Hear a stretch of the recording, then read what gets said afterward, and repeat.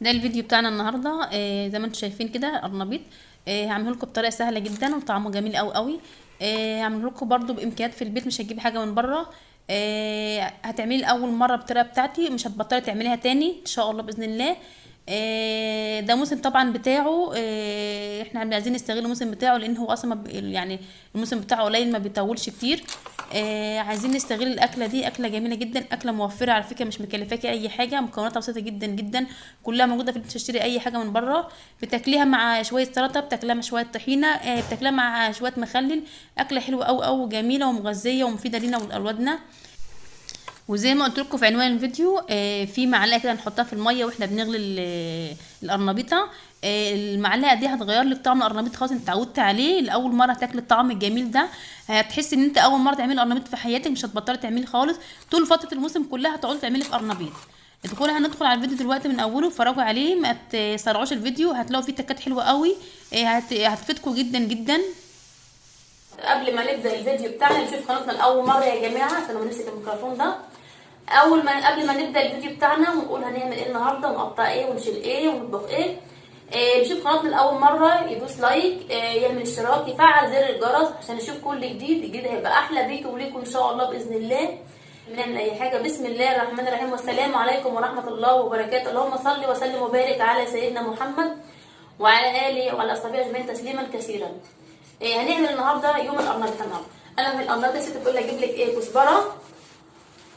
قلت لها لا، انا ما بعملش القرنبيط كزبره ولا حاجه، انا بعملها كلها على بعضها بقدونس وشبت وكزبره. يعني تقول لي اجيب كزبره بس للقرنبيط، قلت لها لا، انا كده كده بحب اعمل القرنبيط بتاعتي ثلاث حاجات مع بعضهم، اخرتهم بتبقى طعمها جميل جدا. هنشوف الوصفه لحد الاخر، وشوفوا الفيديو لحد الاخر، وما تستعجلوش، ما تروحوش في اي حته. هنقول بسم الله الرحمن الرحيم ونبدا ايه، نقطع كده الاول حاجات تروح بقى للفراخ، وحاجات هناكلها عشان قد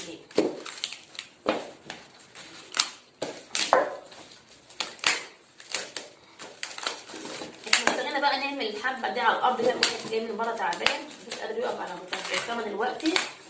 نقطع واحنا قاعدين كده ايه في الارض كده، قاعده بلدي، قاعده حلوه كده، مفيش احلى من قعده الارضيه يا جماعه. ساعه العصريه وانتي قاعده ايه على الطبليه حلوه. بعرف اغني تمام كده. نشيل بقى كده عشان ايه، ناخد الكوس ده كده. يلا يا حاجه، يلا يا حاجه، تمام. بوكيه ورد، بص بقى الجميله دي صراحه مش غاليه خالص، هي ايه 8 جنيه، حلوه تكفي. هي باينه في الكاميرا صغيره، لكن يا جماعه هي مش صغيره قوي بالدرجه دي. لا، هنجيب الباسكت بتاعنا حاطينه على جنب، ما ناخدش نقوم ونشيل، نحط الحاجه بتاعتنا كده اول باول عشان نعرف نشتغل.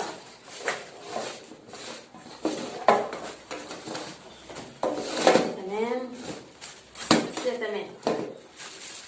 نجيب برضه ايه كيس الموز، نرجعها فيها عشان نشتغل كده كده في الطبق ده لما لسه نقوم برضه نستغل. يعني هنا لما هات لي يا بابا، هات لي يا حبيبي، انا تعبت يا ماما، رايح جاي يا ماما، على ايه وجع القلب. احنا هنجيب الكيس كده نستغل كده واحده. بسم الله الرحمن الرحيم. نشد في النار بشتغل، بس انا ما اعرفش اشتغل غير لما اشيل الراس خالص.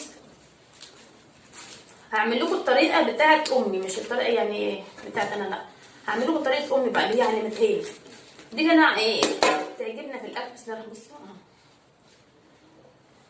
دي بتعجبني قوي في الاكل صراحه. انا مره عملتها بخلطه كده، يعني شفتها في قناه التلفزيون، بس لقيتها يعني خلطه دسمه وكل حاجه وجميله، بس الام علمتهاني صراحه كانت احلى.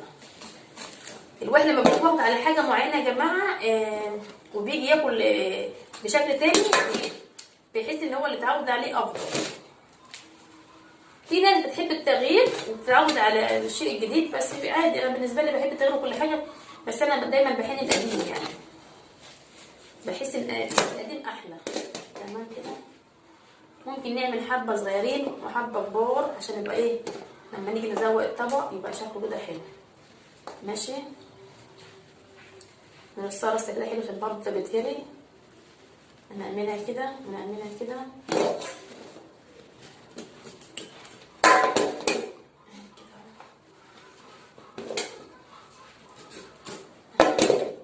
تمام كده. نروح بقى ايه نغسل الغسله بتاعتنا.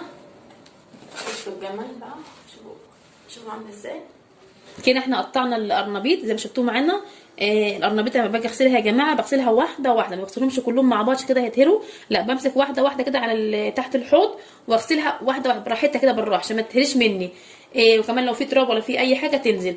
بغسلها كده مره التانيه التالته كده انضفها خالص، تلاقيها خلاص حاسه انها نضفت خالص. اقوم مرصاها كده في صينيه كده في طبق كده. وبعدين الميه اهي مغليه قدامنا اهي. نخش المرحله بعد كده نحط بقى معلقه ملح كده شاي. بسم الله الرحمن الرحيم. نحط نص معلقه كمون ناعم. نص معلقه توابل فراخ. دي بتعمل نكهه حلوه قوي قوي يا جماعه في الاكله. في السلق وانا بحط كده القرنبيطه بتعمل لها نكهه حلوه قوي، لان حتى كمون عشان خاطر اللي عنده قولون ولا يعني كده بيبقى ما يتعبوش ولا يوجع بطنه. توابل الفراخ بقى دي بتدي نكهه حلوه قوي في الاكل. ريحه القرنبيطه نفسها هتغلي غلوه بقى كده. هي كده خلاص على وشك انها تغلي خالص اهي. يبقى احنا حطينا ملح، حطينا كمون، حطينا توابل فراخ. هنسمي بسم الله الرحمن الرحيم بقى كده ونوطي عشان ما تهريش. بسم الله الرحمن الرحيم. نحط من ظهرها كده عشان ايه كده. بسم الله الرحمن الرحيم من تحت. خلي الوش ليا كده عشان ما يتهريش تحت. حط الكبار كلهم مع بعض وخلي الصغير في الاخر عشان خاطر ما بقاش كبير وصغير الاقي استوت ما استواش لا كده. شوف بقى الحله هتاخد قد ايه. اخدت لها مثلا 4 اهم كفايه. تمام كده. مش هسيبها في كتير يا جماعه، هي عامله زي ورق الكرنب يعني 5 دقايق بالظبط كده واشيلها. القرنبيط بتاعنا اهو يا جماعه قعد له كده 5 دقايق بالظبط. عليت علوه يعني اتعليت شويه وبعد كده وطيت.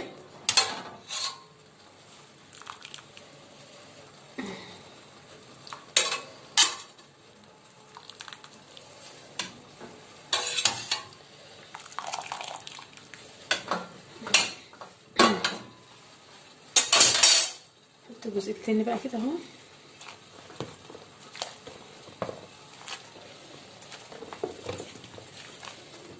نحطهم بقى ايه نحطهم شويه. نشيل حبه بس كمان عشان خاطر ما ناخدش البتاع كلها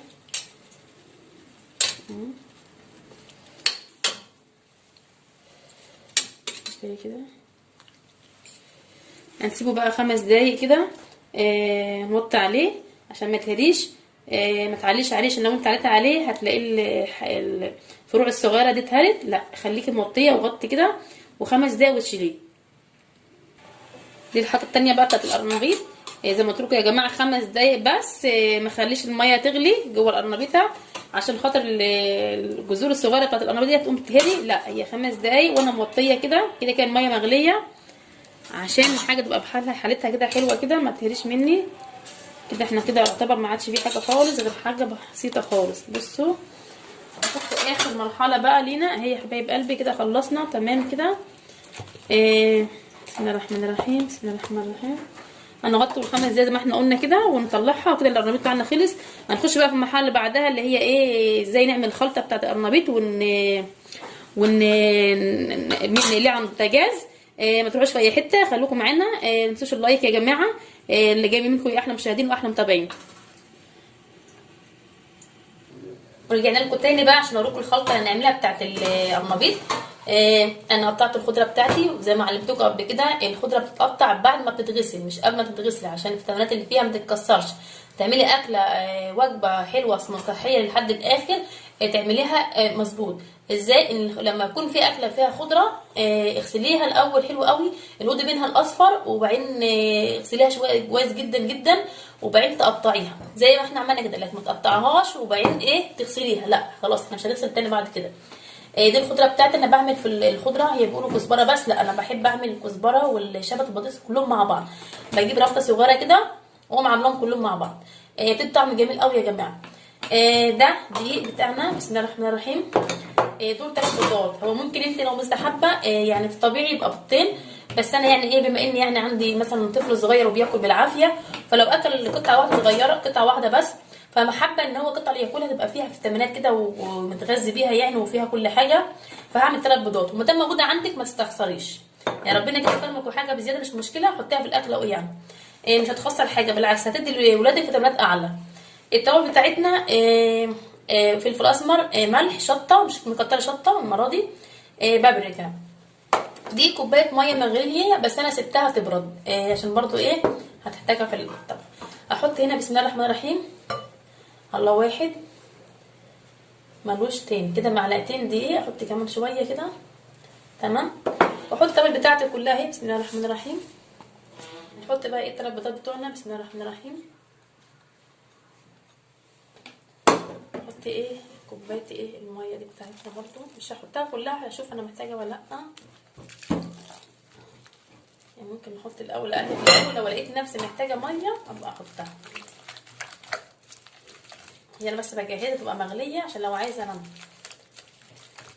لا مش هحتاج ميه صراحه، يبقى نص كوبايه كفايه قوي كده، بس هحتاج ايه شويه دقيق بقى. يبقى كده كنت حاطه معلقتين ونص عشان ما يجيش المعلقه. احط ايه كده، حطينا كده 3 معالق دقيق عشان نحبها جابسه شويه. دي الوصفه يا جماعه اللي هي بالطريقه العاديه جدا اللي والدتي علمتها لي ساعه ما اتجوزت. انا عملت طرق كتيره بس صدقوني بجد والله يعني دي احلى حاجه واحلى طعم دقته. هي بس اللي زودته انا صراحه ان والدتي تحط في الفلفل الاسمر والملح بس. انا حطيت بقى بابريكا والشطه، دي اللي انا زودتها تمام كده. عشان تبص هناخد بقى كده خلطنا الخليط بتاعنا جامد قوي كده خلاص تمام. انا محضره جنب ايه مصفى ايه تحتها طبعا عشان خاطر لما احط القرنبيطه بقى احطها في الخليط تصفي هنا ما تصفيش على الترابيزه وبهدل الدنيا اهي. احنا ظبطت حاجتنا كلها اهي بسم الله الرحمن الرحيم. هعمل كده بالراحه كده بالمعلقه كده، واقوم جايبه ايه من غير ما يتكي ايديا ولا حاجه تمام كده.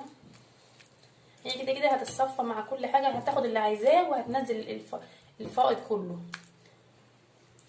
بسم الله الرحمن الرحيم اهو بس كده اهي. بسم الله الرحمن الرحيم اعملها بقى على الجنب كده تمام. هناخد تاني بقى كده من فوق، احط انا كده. انا مش هعمل كله عشان ما اطولش برضو على الفيديو، انا كده بقى اوريها لكم اهي جنب كده. اخد الكبيره دي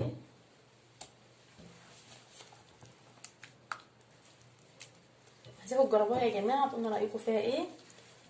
هبقى اعمل لكم برضو طرق تانية بس كده قدام شويه، بس هنشوف الاول الطريقه الاولانيه دي وضعها ايه، وبعدين بقى نعمل طرق تانية ونقارن بقى ان شاء الله انهي الاحسن.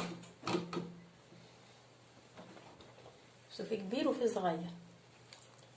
الكبير ده نحطه في طبق السيرفيس اللي هو بتاع الكبار كده، والصغيرين ده نحطهم في حبه كده الاطفال لو عندنا اطفال ولا حاجه، عشان ايه كده كده بياخدوا الكبيره يهروها كده وهما بياكلوا، فخليها للكبار تمام كده اهي. هنشيلها فين الحته اللي بنشيل منها اهي تمام. نحط بس حبه خضره هنا كده، بحب الخضره قوي بصراحه تمام كده.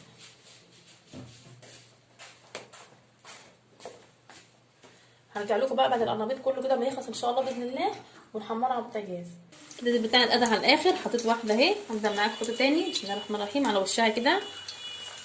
خليها تقدح خالص بقى يعني. انا هي القرنبيط ده بقى نسلقهم واشيل واحده بقى عشان نعمل على وسع احسن. انا اقلب يعني خليها لوحدهم كده تمام كده. بتعلي انت بقى ما توطيش عشان ما يلزقش بالطاسه، تعلي كده. هو خلاص من كده مستوي، انا عايزه بس الوش الاحمر. دي اول طاسه القرنبيط كده، بقلب الجنب التاني كده تحمر الوش بتاعها. اقلب بقى للجنب كده.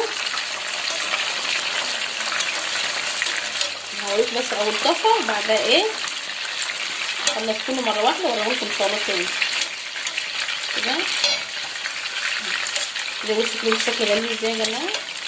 وسع كده على نفسي كده خليها تتحمر كده. خلي الكبيره دي كده ايه في النص كده كده اهي. كده. احمر بقى الجزء اللي تحت بقى وارجع لكم تاني لما نخلصوا كله ان شاء الله باذن الله. انا حاطه مصفى جنب اهي عشان خاطر ايه احط فيها القرنبيط اللي يطلع، عشان برضو ايه زيت ينزل فيها كده. حاطه تحتها طبق برضو عشان خاطر ايه لما اطلعها احطها في المصفى تاخد كل الزيت اللي فيها. عندك ورق زبده، انا عندي صراحه ورق زبده في كل حاجه، هعملها دلوقتي واوريها لكم. حطيت ورق زبده الاول، ده اول حته طلعت اهي. حطيت ورق زبده على المصفى، ما دام عندك خلاص حطي عشان تشرب بس الزيت. نحطها كده بسم الله الرحمن الرحيم. بسم الله ما شاء الله ولا حول ولا قوه الا بالله. الورق زبده حلو في حاجه ان هو بيشرب صراحه الزيت اهو.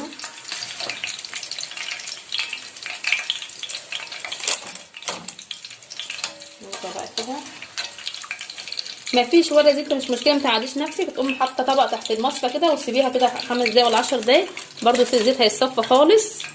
بس ما دام عندك خلاص هنحط بقى القصه الثانيه وارجع لكم بعد ما نخلص خالص. كده الفيديو بتاعنا يا جماعه خلص. كده الفيديو بتاعنا يا جماعه خلص اهو. شوفوا القرنبيط شكلها جميل ازاي. اشوفكم ان شاء الله باذن الله في فيديو جديد، واستودعتكم الله، والسلام عليكم ورحمه الله وبركاته.